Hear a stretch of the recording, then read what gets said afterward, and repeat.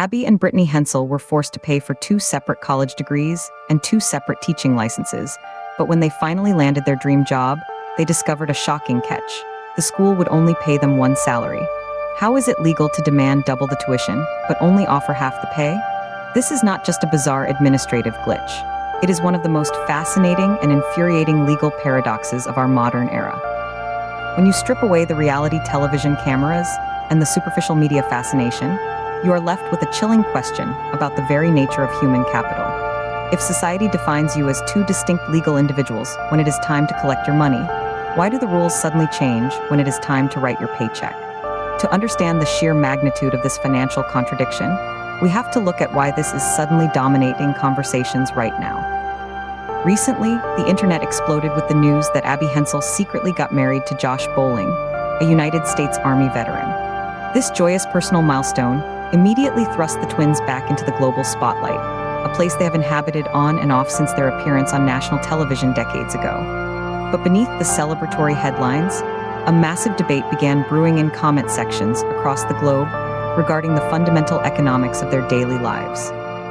Abby and Brittany are dysphalic parapagus twins, meaning they are two entirely separate consciousnesses, with two distinct brains, two hearts, and two sets of lungs, sharing a single lower body. From the moment they were born, their parents fought fiercely to ensure they were treated as two unique girls, never a singular entity. The legal system agreed. They were issued two birth certificates.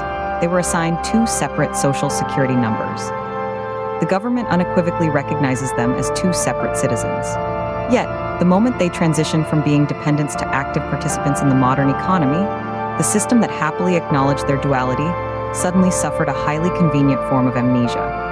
This matters right now because the way institutions calculate human worth is fundamentally flawed, and the Hensel sisters are the ultimate litmus test for systemic corporate and institutional greed. Let us break down the exact mechanism of the double penalty they faced in higher education. When Abby and Brittany enrolled at Bethel University in Minnesota, the institution made a highly specific, financially devastating administrative decision. The university charged them double the tuition. Bethel University essentially argued that because there were two distinct minds absorbing the curriculum, taking the examinations, and earning the academic credits, there were two students attending the institution. This logic is airtight if you view education purely through the lens of intellectual acquisition. They had to take separate exams. They had to write entirely separate essays. They were graded individually, and they each earned a distinct Bachelor of Arts degree. In the eyes of the university registrar, intellect is billed per head, not per physical footprint in the lecture hall. But think about the cascading financial implications of this ruling. The average cost of a private four-year university is astronomical, and for the Hensels, that burden was instantly doubled without the ability to work two completely separate physical part-time jobs to offset the costs. Society demanded they pay the entrance fee of two fully independent adults to participate in the professional world. They had to pay for two sets of standardized tests. They had to undergo the grueling process of securing two entirely separate teaching licenses from the State Board of Education. Every single bureaucratic hurdle that requires a fee was multiplied by two. The state happily cashed both checks. The licensing boards happily processed both applications. The precedent was set, legally and financially, that Abby and Brittany were two completely separate professionals with two completely separate qualifications. They followed the rules, paid the price, and played the game exactly as the system dictates. Then came the pivot that broke the internet's collective sense of fairness. Armed with two degrees and two licenses, they were hired to teach mathematics to elementary school students. This is where the school district executed a jaw-dropping maneuver. They offered them a single salary. The justification provided by the administration was that, despite holding two licenses and two degrees, they were only doing the job of one person. They were occupying a single physical space in the classroom, teaching one single curriculum to one singular group of students at a time. The administration argued that they could only offer the output of one teacher, so they should only receive the compensation of one teacher. But this is a fundamentally flawed calculation of value, and it completely ignores the cognitive bandwidth they bring to the table. Let us analyze the actual mechanics of their teaching. While Abby is explaining a complex mathematical concept on the whiteboard, Brittany can be simultaneously scanning the room, monitoring student behavior, and answering a question from a student in the front row. They possess the ability to grade two different stacks of papers simultaneously.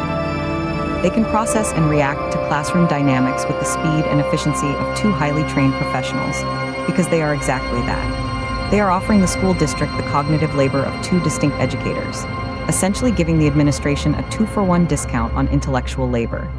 If a school hired two separate teachers to co-teach a class, as is incredibly common in modern educational settings, they would legally have to pay both teachers their full respective salaries. Yet, because the Hensels share a physical body, the district exploited a loophole that equated physical footprint with economic output. This contradiction is infuriating because it exposes the hypocrisy of institutional economics. When you owe the institution money, you are two people. When the institution owes you money, you are suddenly one. The technical details of this arrangement plunge us even deeper into a legal nightmare regarding labor laws and taxation.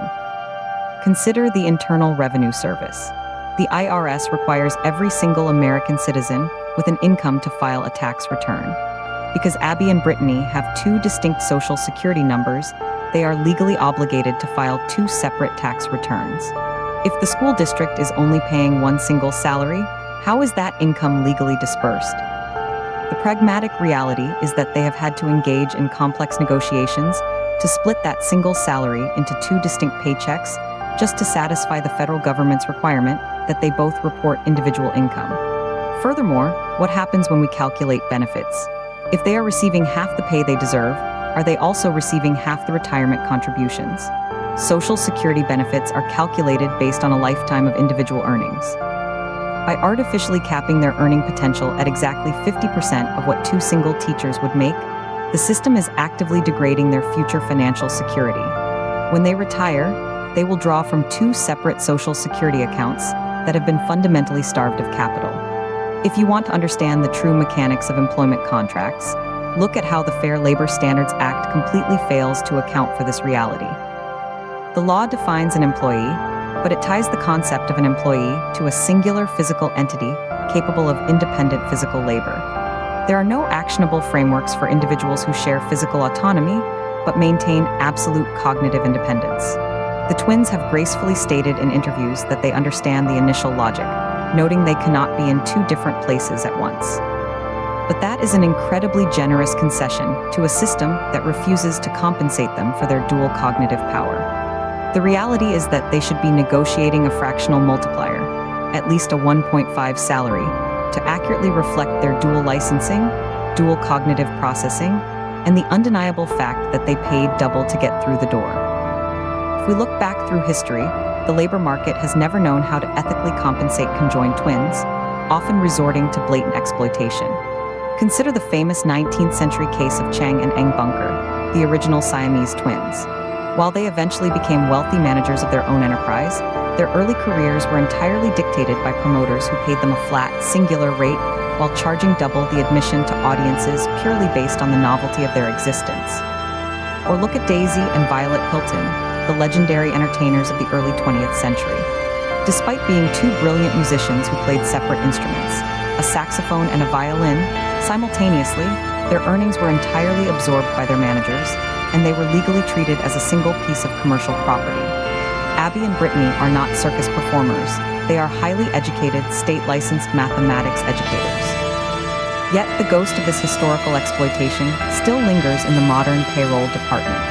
The public sector, which relies heavily on strictly codified union contracts and rigid step-and-lane salary schedules, literally lacks the legal imagination to process their existence. A traditional union contract negotiates pay based on degrees earned and years of experience. By that exact union metric, holding two separate bachelor degrees should automatically trigger a higher compensation bracket, yet the bureaucracy intentionally stalls. This entire situation forces us to confront a deeply uncomfortable truth about what we are actually being paid for when we clock into work. Are you compensated for your mind, your physical presence, or simply the piece of paper that gives you permission to be there? The Hensel sisters have exposed a glitch in the matrix of modern employment, proving that institutions will always leverage technicalities to protect their bottom line, even if it means demanding double the investment for half the return. Where do you draw the line? I want you to head down into the comments right now and tell me, should they be paid two full salaries, a compromised 1.5, or is the school district actually right? Your perspective on this completely changes how you view your own paycheck.